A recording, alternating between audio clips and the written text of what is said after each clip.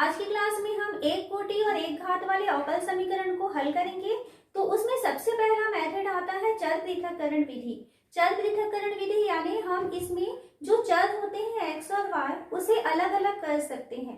एक तरफ y का फंक्शन होगा यानी फाई y रहेगा और इधर हम dy को रख पाएंगे, और दूसरी तरफ x का फलन होगा और इधर हम dx रख सकते हैं। यानी x और y दोनों को हम अलग अलग पक्षों में रख पाएंगे। जो y का फलन होगा उधर dy होगा और x का फलन होगा उधर dx रहेगा। तो इस तरीके से अगर हम किसी इक्वेशन को सेपरेट कर पाते हैं तब आगे हमें क्या प्रोसेस करना है कि यहाँ पर हम दोनों पक्षों में समाकलन करेंगे। ये उसका मेथड है। दोनों पक्षों में समाकलन करने पर हमें यहाँ पर ये हो जाएगा phi y dy equal to, इसका समाकलन करेंगे f(x) dx। देन अब इंटीग्रेशन करते हैं तो आपको एक नियतांक ऐड करना होगा। तो इस मेथड की सहायता से हम जो है यहाँ पर अवकल समीकरण को सॉल्व करने वाले हैं। तो पहला एग्जांपल हम लेते हैं। हमें पहला एग्जांपल दिखाई दे रहा है dy by dx equal to x plus 1 upon 2 minus y, where y is not equal to 2 का व्यापक हल ज्ञात कीजिए। तो यहाँ पर y is not equal to 2 क्यों दिया है? क्योंकि ये नीचे 2 माइनस वाई है ना। तो y की वैल्यू अगर 2 हो जाएगी तो 2 माइनस 2 यानी हमारा फंक्शन जो है वो डिफाइंड नहीं रहेगा, x प्लस 1 अपॉन 0 हो जाएगा। देन वो जो है अपरिभाषित होता है ना। तो इस कारण से यहाँ पर y is not equal to 2 होना चाहिए। अब देखिए क्या दिया है हमें, dy by dx equal to x plus 1 upon 2 minus y. तो इसमें हम सबसे पहले देखते हैं कि क्या x और y को अलग अलग किया जा सकता है। तो यहाँ पर dy है, ये 2 माइनस वाई है, इसे हम इधर लेके आते हैं तो ये हो जाएगा 2 minus y d y equal to, इधर हमको मिल रहा है x प्लस 1 dx। तो देखिए यहाँ पर हम दोनों पक्षों में x और y को दोनों सेपरेट कर चुके हैं। अब हमें क्या करना है, दोनों पक्षों में समाकलन करेंगे। तो समाकलन करने पर समाकलन करते हैं तो ये हो जाएगा 2 minus y d y equal to x plus 1 d x.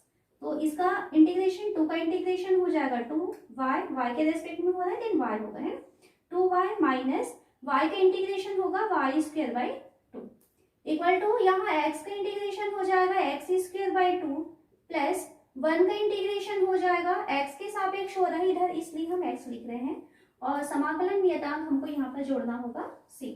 Then इसे लिखा जा सकता है 2y, यहाँ पर हम देखते हैं कि दोनों के नीचे में यहाँ पे 2 आया हुआ है और यहाँ पे 2 आया है। तो सभी से हम 2 को पहले तो हम इस तरीके से लिख लेते हैं। तो इसे हम लिख सकते हैं, देखिए इसका एलसीएम क्या हो जाएगा, 2 हो जाएगा इधर है ना। तो ये हो जाएगा 4y minus y square equal to, यहाँ पर भी हम एलसीएम लेते हैं तो ये 2 हो जाएगा, ये होगा x square plus 2x plus 2c। अब इसके बाद में दोनों तरफ से 2 को कैंसिल कर सकते हैं। तो यहाँ पर हम देखते हैं कि 4y माइनस वाई स्क्वायर है और इधर से हम ये पक्षांतर करके लाते हैं तो minus x square minus 2x equal to 2c। तो इसे हम अगर अरेंज करते हैं तो माइनस एक्स स्क्वायर और माइनस वाई स्क्वायर आया है। तो ये काम करते हैं, दोनों पक्षों में हम माइनस का मल्टीप्लीकेशन कर देंगे तो ये दोनों तीनों जो माइनस वाले हैं वो पॉजिटिव बन जाएंगे। तो ये हो जाएगा x square plus y square plus 2x, और ये प्लस 4y था वो माइनस 4y हो जाएगा इक्वल टू माइनस 2c। क्योंकि c कांस्टेंट है तो उसकी वैल्यू चेंज कर सकते हैं हम यहाँ पर। तो अगर हम 2c को c1 से शो करें तब हमको यहाँ पर इक्वेशन मिल रहा है या फंक्शन मिल रहा है x square plus y square plus 2x minus 4y equal to c1। ये एक व्यापक हल है किस समीकरण का, dy by dx equal to x plus 1 upon 2 minus y का। तो इस तरीके से हम चर पृथक्करण विधि से सॉल्व कर सकते हैं किसी भी अवकल समीकरण को। तो कुछ और एग्जांपल इसके देखिए। नेक्स्ट क्वेश्चन लेते हैं, हल करना है हमें e की पावर x प्लस e की power minus x d y minus e की पावर x माइनस e की power minus x d x equal to 0। तो इसमें हम देखते हैं कि यहाँ dy है और यहाँ पर y का इस इक्वेशन में आपको कहीं और भी कोई फंक्शन दिखाई नहीं दे रहा है। जितने भी यहाँ पर आपको जो पद दिखाई दे रहे हैं वो सब x के हैं। तो इसको अगर हम सेपरेट करना चाहें तो देखिए क्या होगा, e की पावर x प्लस e की पावर माइनस एक्स, ये है dy इक्वल टू, इसे हम दूसरी तरफ पक्षांतर कर देते हैं तो ये हो जाएगा e की पावर x माइनस e की power minus x d x. अब ये dy है और इधर x का पद आया हुआ है, तो इस x के पद को हम x की तरफ या dx की तरफ लेके जाएं तो यहाँ पर बच जाएगा dy इक्वल टू e की पावर x माइनस e की पावर माइनस x अपॉन, ये जाना है तो e की पावर x प्लस e की पावर माइनस x, ये बटे में चला जाएगा और ये हो जाएगा dx। तो इस स्टेप में हम क्या किए हैं, एक तरफ पूरे x वाली वैल्यू से और एक तरफ पूरे y है, ठीक है। तो अब हमें क्या करना है, दोनों पक्षों में समाकलन करने पर, तो दोनों पक्षों में समाकलन करने पर ये हो जाएगा dy इक्वल टू, यहाँ इंटीग्रेशन करते हैं e की पावर x माइनस e की power minus x upon e की पावर x प्लस e की power minus x dx।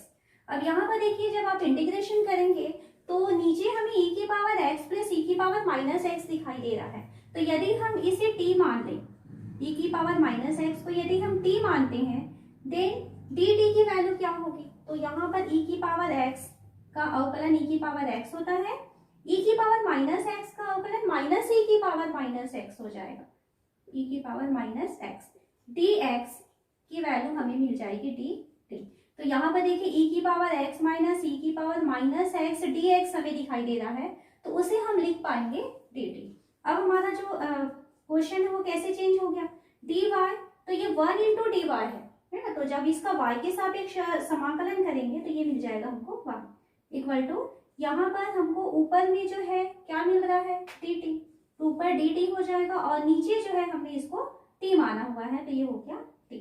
Integration का प्रोसेस करने वाले हैं इसलिए हम प्लस t करेंगे, देन y इक्वल टू ये हो जाएगा 1 अपॉन टी dt है, तो ये बन जाएगा log t प्लस c।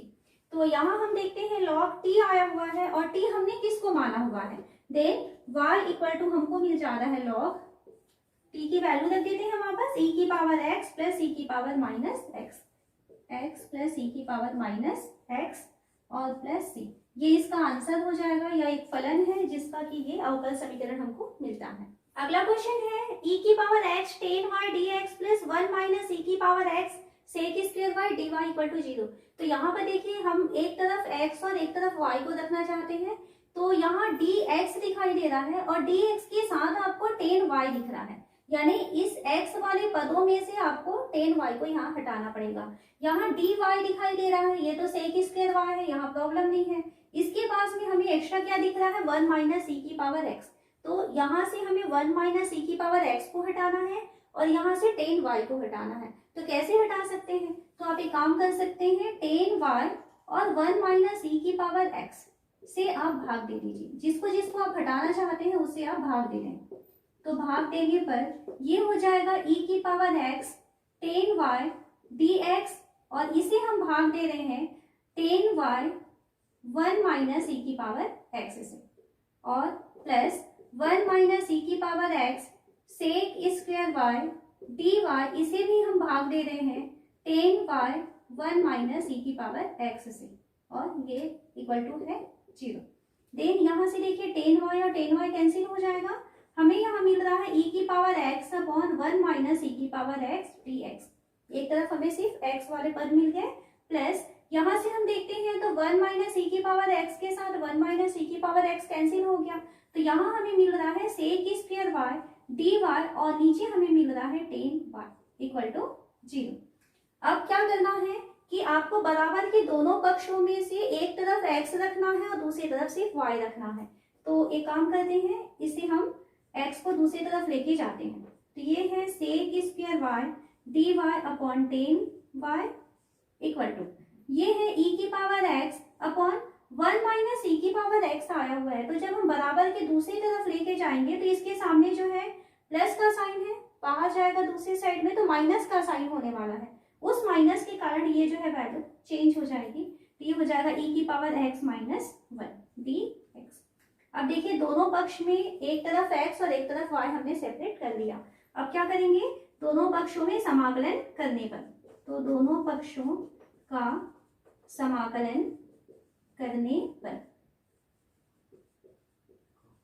यहाँ पर हम इंटीग्रेशन करते हैं, तो ये है sec square y dy by tan y है और इक्वल टू यहाँ हो रहा है e की पावर x अपॉन ई की पावर x माइनस 1 dx। यहाँ पर यदि हम tan y को t मान लेते हैं तो देखिए क्या करने वाले हैं हम, tan y को यदि t मान लें then sec square y dy की वैल्यू हो जाएगी dt। इसी तरीके से अगर e की पावर x माइनस 1 है, e की पावर x माइनस 1 को यदि हम u मान लेते हैं, है ना, तो इसका अवकलन हो जाएगा e की पावर x, तो e की पावर x dx की वैल्यू हो जाएगी d। तो अब आपका फंक्शन कैसे चेंज हो गया है, ये इंटीग्रेशन में 1/t है, सेक स्क्वायर y dy जो है वो dt में चेंज हो चुका है, तो ये पहला वाला जो पद है वो हो गया dt/t equal to second side में हम इसको u मान रहे हैं और e की पावर x dx की वैल्यू जो है वो du में चेंज हो गई है, तो ये 1/u du। अब इंटीग्रेशन करते हैं, 1/t का इंटीग्रेशन log t होता है, तो ये हो जाएगा log t इक्वल टू यहाँ मिल जाएगा हमको log u plus log c। यहाँ पर जब हम नियतांक ले रहे हैं ना, हमको c प्लस करना होता है, तो क्योंकि दोनों ही तरफ हमें log के फंक्शन दिखाई दे रहे हैं इसलिए c को भी हम log c रख सकते हैं। log t की वैल्यू रखते हैं तो ये है tan y इक्वल टू हमको यहाँ मिलेगा log u किसको माने हुए थे, e की power x minus 1 plus log c। Then ये यहाँ से हम देखते हैं log tan y equal to log, हम जानते हैं log m plus log n होती है, उसकी value log m into n होता है, तो ये हो जाएगा log c e की पावर x माइनस 1। दोनों ही log के फंक्शन है तो हम कंपेयर करते हैं, तो यहाँ से हमें मिल जाएगा कि tan y की वैल्यू जो है वो c e की पावर x माइनस 1 के इक्वल होगा। हमें y की वैल्यू अगर सेपरेट चाहिए तो y इक्वल टू मिल जाएगा हमको tan इनवर्स c e की पावर x माइनस 1, तो ये हमारा आंसर हो जाएगा। नेक्स्ट हम क्वेश्चन लेते हैं 1 प्लस ई की power 2x dy plus 1 plus y square e की power x dx equal to 0 का विशिष्ट हल ज्ञात कीजिए जबकि x इक्वल टू 0 होगा और y इक्वल टू 1 होगा।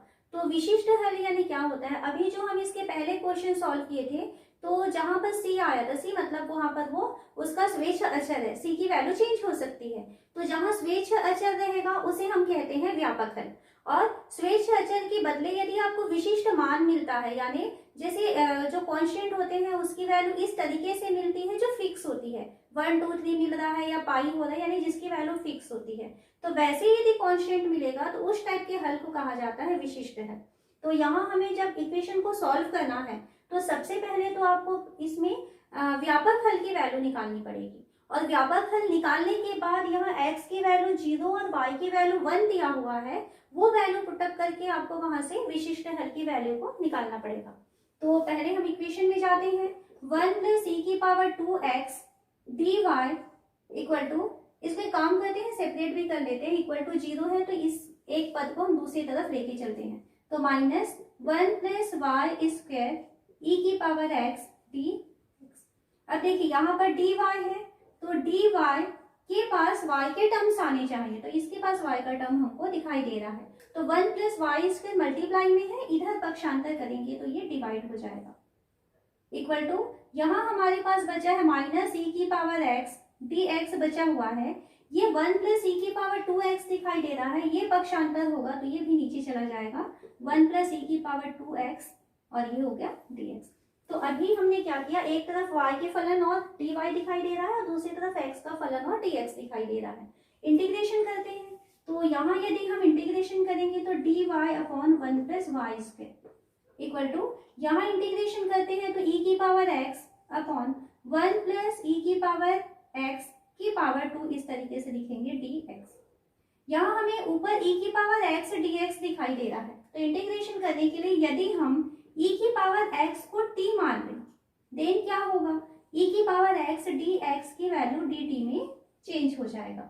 अब हमारा क्वेश्चन कैसे हो जाएगा, ये है dy upon 1 plus y square equal to minus ये dt बन चुका है तो dt upon 1 plus t square, और आप जानते हैं कि इंटीग्रेशन में 1 अपॉन 1 प्लस एक्स स्क्वायर का जो इंटीग्रेशन होता है वो क्या होता है टेन इनवर्स, तो ये बन जाएगा टेन इनवर्स y, और सेकेंड साइड में माइनस ये हमको मिल जाएगा टेन इनवर्स टी। अब टेन इनवर्स टी है, इंटीग्रेशन का प्रोसेस हो रहा है, देन हमको यहाँ पर एक नियतांक जोड़ना होगा, समाकलन नियतांक जिसे कहते हैं। Tan inverse y equal to minus tan inverse t की वैल्यू रखते हैं, तो t की वैल्यू है e की पावर x प्लस c। ये इसका व्यापक हल हुआ क्योंकि यहाँ पर c आया है। अब हमें क्वेश्चन में क्या बोला है, उसमें विशिष्ट हल ज्ञात कीजिए। तो विशिष्ट हल के लिए आपको x और y की वैल्यू उसने दिया हुआ है, तो हम एक काम करते हैं, x की वैल्यू क्या दिया हुआ है, 0 दिया है, और y की वैल्यू हमको मिल रहा है 1, ये हम रख देते हैं।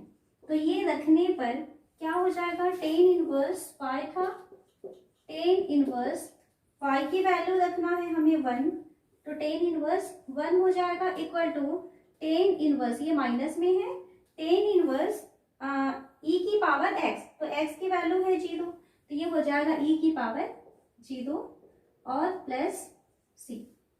देन टेन इनवर्स 1, ये माइनस था, इधर पक्षांतर करेंगे तो प्लस हो जाएगा, टेन इनवर्स e की पावर 0 यानी 1 इक्वल टू हमको मिल रहा है c।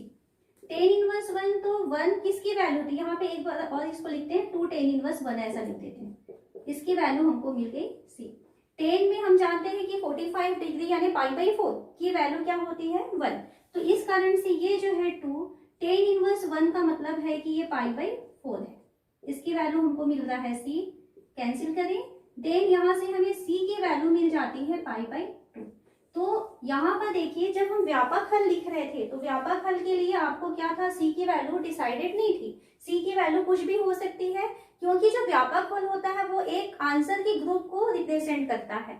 यहाँ पर हम c का एक निश्चित मान दे देते हैं π/2, तो c की इस निश्चित मान के लिए जो हल आपको मिलेगा उसमें x की वैल्यू 0 मिलेगी और y की वैल्यू 1 मिलेगी, तो ये विशिष्ट हल हो जाएगा जब हम c की वैल्यू वहां पर π/2 रख देंगे। तो अब देखिए यहाँ c की वैल्यू π/2 रखते हैं, जो हमको आंसर मिला हुआ था, तो tan inverse y equal to minus tan inverse e की पावर x प्लस c की वैल्यू रख देते हैं, तो c की वैल्यू अब हमें मिल चुका है π/2। तो यहाँ से हम y की वैल्यू लिखे, तो y की वैल्यू ये टेन इनवर्स है, इसलिए यहाँ पर हमको मिल रहा है टेन, यहाँ पर अंदर मिल जाएगा π/2, ये तो क्योंकि माइनस है ना, तो बाद में लिखेंगे, तो ये हो गया π/2 माइनस टेन इनवर्स e की पावर x। हम टेन में क्या जानते हैं, टेन 90 माइनस थीटा, तो टेन 90 माइनस थीटा यानी कि वो हो जाता है cot theta.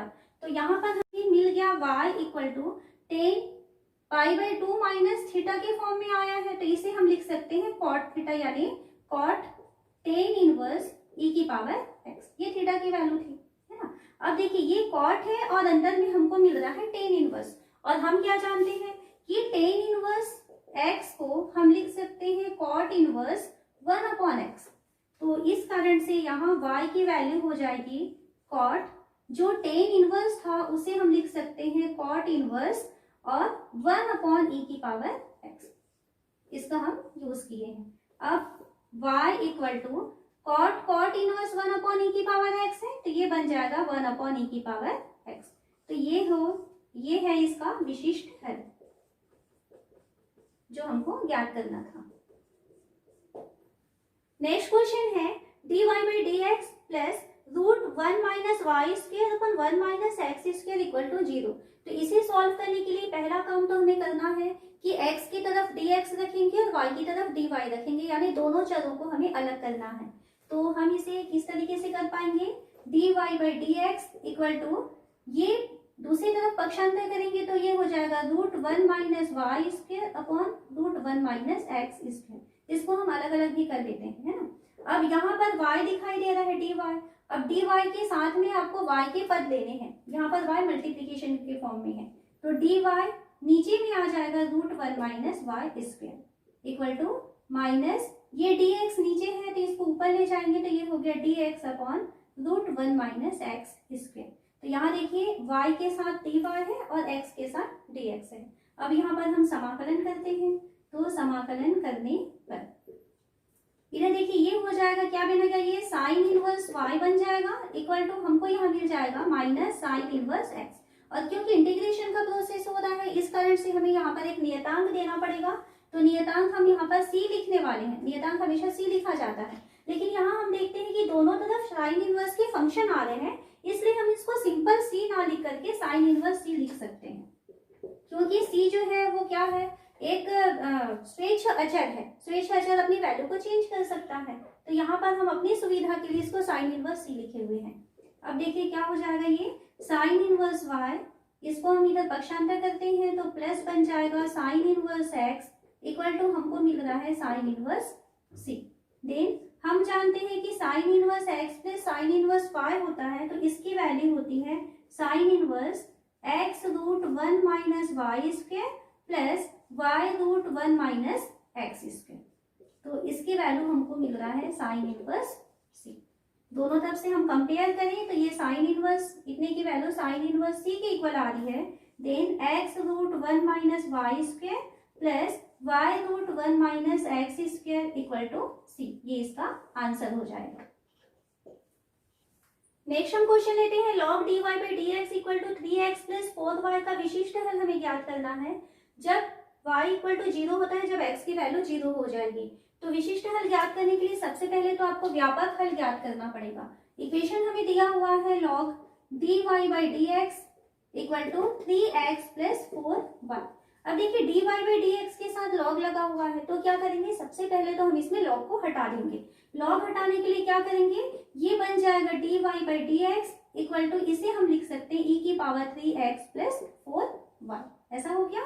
Then dy by dx equal to, यहाँ x और y को अलग अलग लिखना है, तो e की पावर 3x इंटू e की पावर 4y। अब क्या करेंगे, जहाँ dy है वहां पर y का फंक्शन रखेंगे और जहाँ dx है वहां पर x का फंक्शन रखेंगे।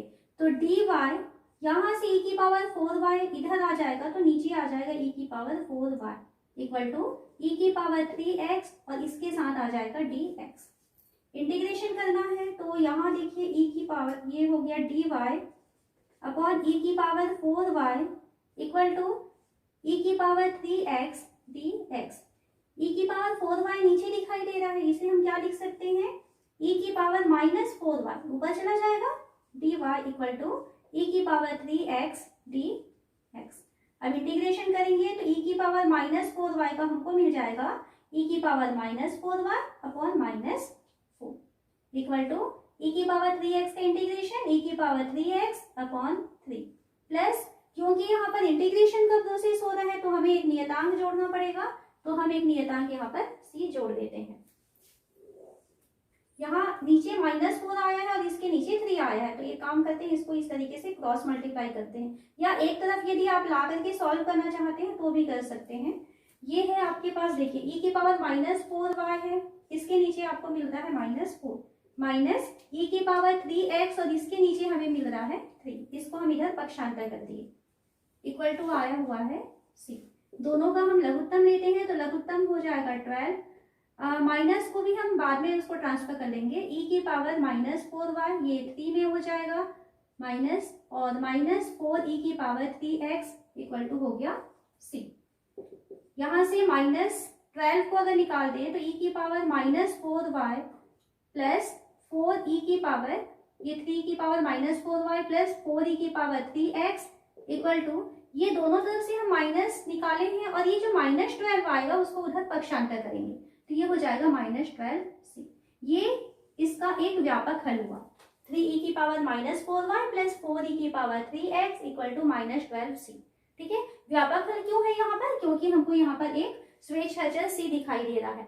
अब हमें इसमें विशिष्ट हल ज्ञात करना है y इक्वल टू 0 और x इक्वल टू 0 के लिए, तो y इक्वल टू 0 और x इक्वल टू 0 रखेंगे तो ये हो जाएगा 3e की पावर -4 इंटू 0 प्लस 4e की पावर 3 इंटू 0 इक्वल टू मिलेगा -12c।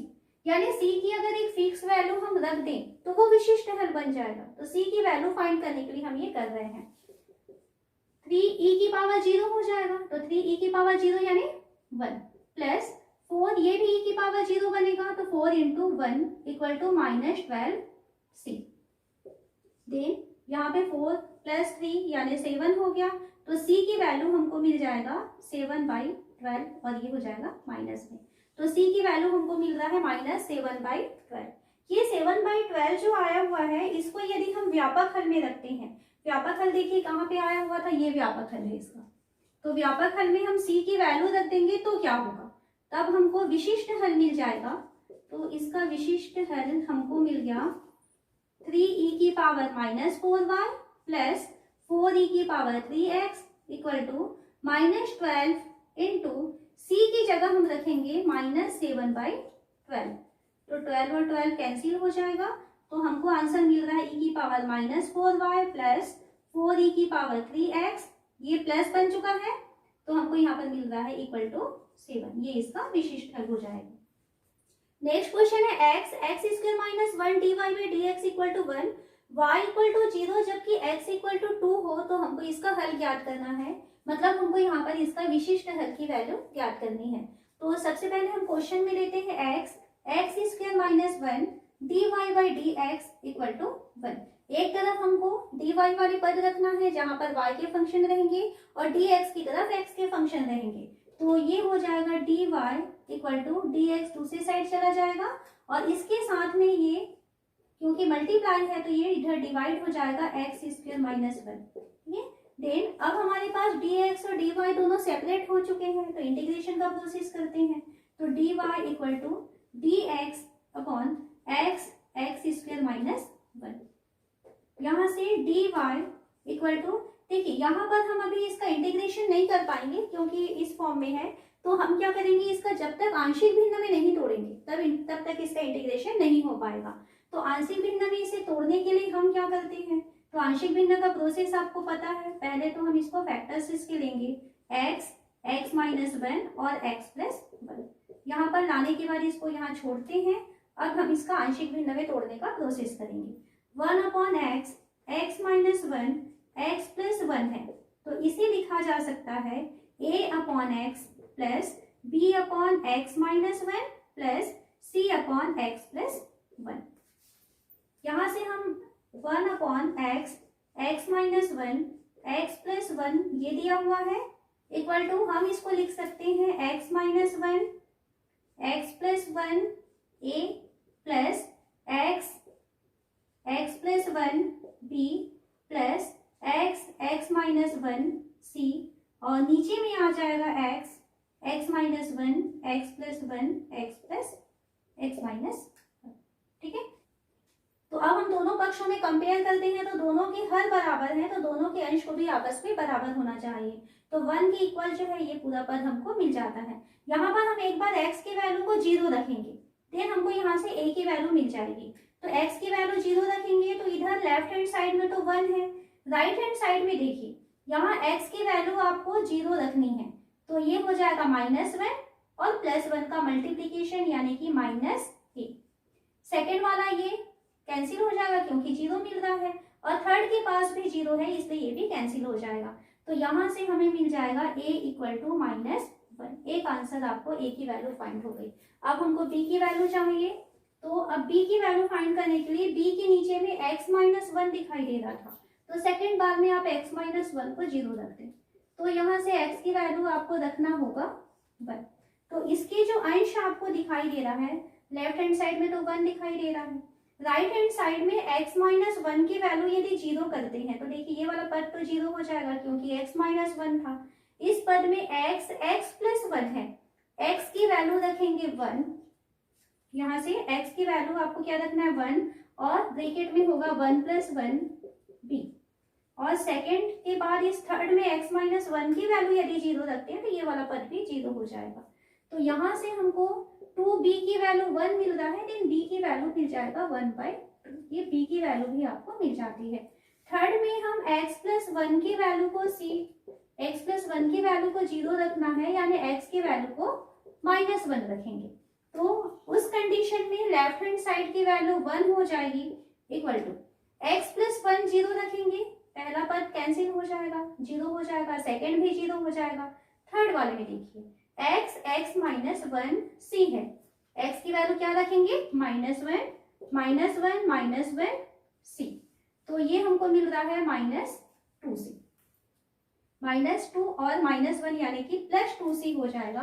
देन 2c की वैल्यू हमको 1 मिला, या हम इसको लिख सकते हैं c इक्वल टू 1/2। तो इस तरीके से आंशिक भिन्न में तोड़ने हैं, हम इसको तोड़ रहे हैं तो हमको a बी और सी, ये तीनों वैल्यू मिल जाती है। अब वापस हम अपने क्वेश्चन में आते हैं। ये था हमारा क्वेश्चन जहां से हम इसको छोड़े हुए थे। डी वाई इक्वल टू, यहाँ से डी एक्स, इसको इस फॉर्म में लिखे हुए हैं ए अपॉन एक्स, तो ए की वैल्यू क्या रखना होगा, -1, तो -1 upon x d x, plus second में b अपॉन एक्स -1 जाएगा, तो प्लस b की वैल्यू है 1/2 x -1 dx, प्लस थर्ड में c अपॉन एक्स प्लस 1 है, तो c की वैल्यू हम अभी निकाले हैं 1/2, तो 1/2 x प्लस 1 dx। ये तीनों को अलग अलग इंटीग्रेशन करेंगे। dy का इंटीग्रेशन y इक्वल टू, ये हो जाएगा -log x plus 1/2 log x -1, plus यहाँ से भी हमको 1/2 कांस्टेंट है, 1/2 log x प्लस 1, और क्योंकि इंटीग्रेशन का प्रोसेस हो रहा है देन हमको प्लस c करना होगा, तो इसका हमको ये व्यापक हल मिल जाता है। तो व्यापक हल हम इसको क्यों बोल रहे हैं, क्योंकि यहाँ पर अभी c की वैल्यू जो है वो फिक्स नहीं है, वो स्वेच्छाचार है। अब हमें इसमें विशिष्ट हल ज्ञात करना है, यानी y की वैल्यू 0 जबकि x की वैल्यू 2 होगा। तो अगर हम ऐसा रख देते हैं तब हमको यहाँ पर c की एक वैल्यू मिल जाएगी। उस वैल्यू को अगर हम यहाँ रखेंगे तो हमें यहाँ पर विशिष्ट हल प्राप्त हो जाएगा। तो हम क्या करेंगे, x इक्वल टू 2 रख देते हैं और y इक्वल टू 0 रख देते हैं।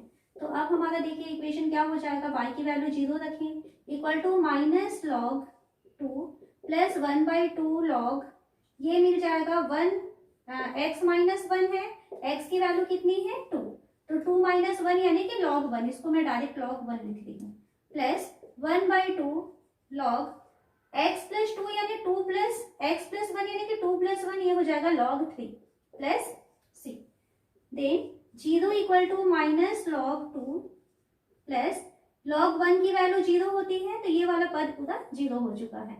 यहाँ पर log 3 1/2 सामने आया है, तो log 3 की पावर 1/2 हो जाएगा, तो ये हो जाएगा log √3 प्लस c।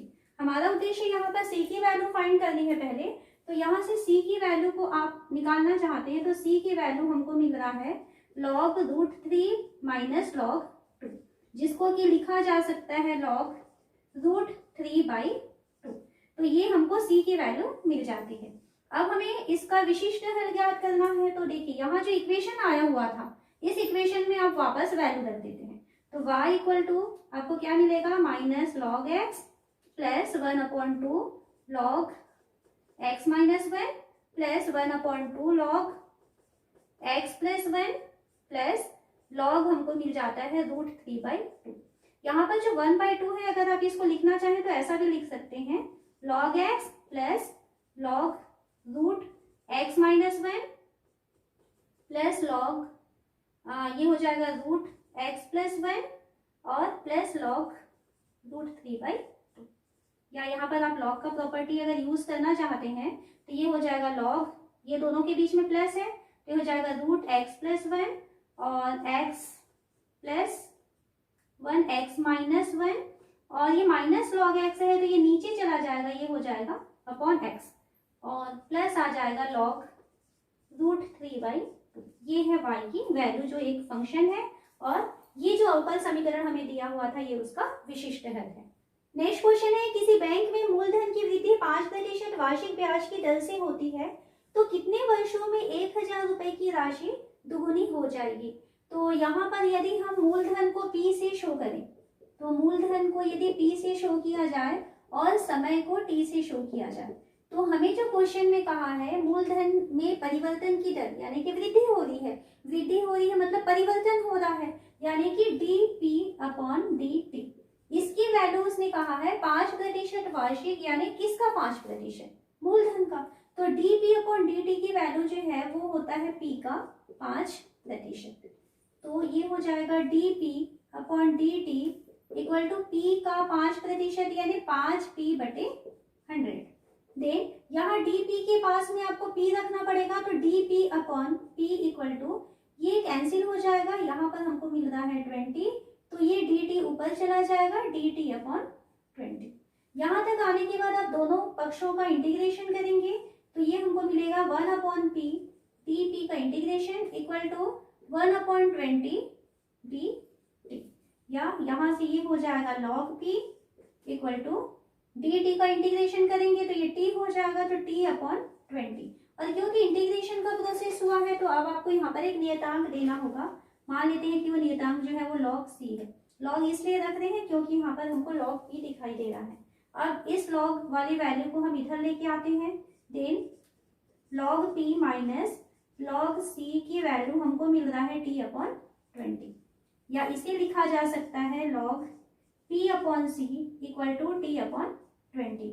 यदि हम यहाँ से log हटा दें तो p अपॉन c की वैल्यू हमको मिल जाएगा e की पावर t बाई 20। देन यहाँ से हम लिख सकते हैं p equal to c e की पावर t बाई 20। ये इसका व्यापक हल है क्योंकि यहाँ पर c आया हुआ है। अगर हम c की वैल्यू यहाँ रख देते हैं तो हमें विशिष्ट हल मिल जाएगा, तो ये इसको हम इक्वेशन 1 दे देते हैं। उसके बाद उसने कहा है कि 1000 रुपए की राशि दुगुनी हो जाएगी, यानी स्टार्टिंग में राशि कितनी थी, 1000 थी।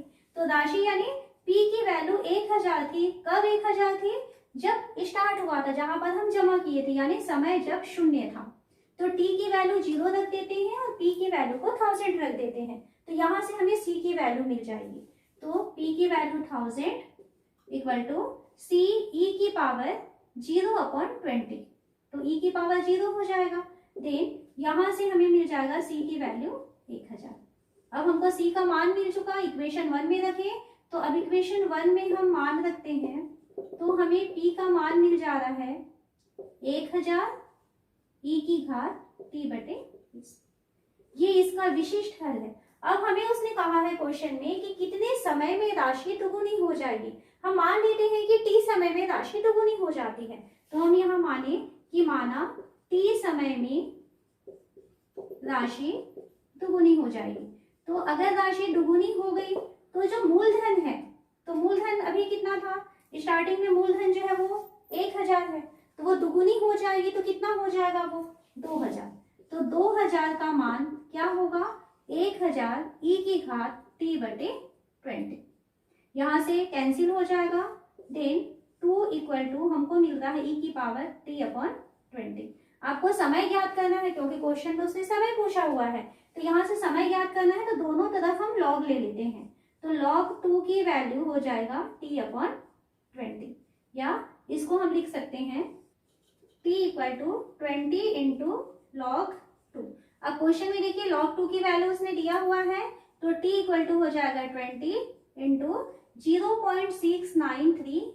तो इसको मल्टीप्लाई करते हैं तो t इक्वल टू हो जाएगा 268 और ये हो गया 30, और यहाँ पर आपको 4 डिजिट लेना है और ये 3 डिजिट के पहले आपको पॉइंट लगाना है, यहाँ पर हो जाएगा।